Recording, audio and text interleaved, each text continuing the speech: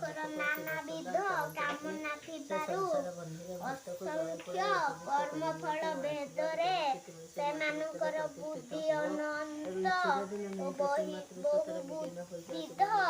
ହୋଇଥାଏ। ଅର୍ଥାତ୍ ସକାମ ବ୍ୟକ୍ତି ଈଶ୍ୱରଙ୍କୁ ପାଏ ନାହିଁ। ପାଠ ଯେଉଁ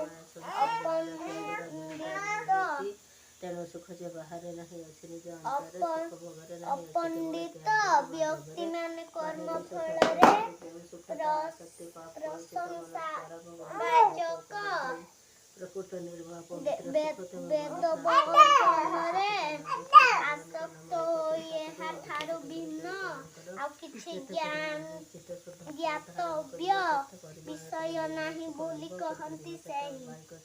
ଶୁଣ କୌନ୍ତେୟ, ମନ ଦେଇ ନିଷ୍କାମ କର୍ମ ଯେ କରଇ ମୁକ୍ତିକୁ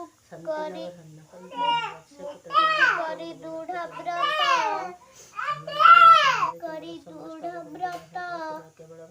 ରଖିଥାଏ ଚିତ୍ତ, ତେଣୁ ତାହାର ବୁଦ୍ଧିପୂର୍ଣ୍ଣ ଏକ ଈଶ୍ୱରେ ରଖେ ଧ୍ୟାନ। ସକାମ କର୍ମେ ଦେଇ ମନ ସଂସାରେ ଭ୍ରମେ ଯେଉଁ ଜନ, ଅନେକ କାମନା ମଧ୍ୟରେ ସ୍ଥିରତା ନ ରହିଥାରେ ଭ୍ରମ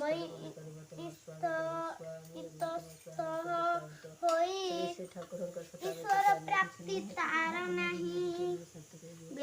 ବେଦବାଦରେ ଦେଇ ମନ ସଂସାରେ ମୂଢ଼ ଯେ ଅଜ୍ଞାନ, କର୍ମ ଫଳରେ ରତ ହୋଇ ଅନ୍ୟ ଜ୍ଞାତବ୍ୟ ଭାବ ନାହିଁ।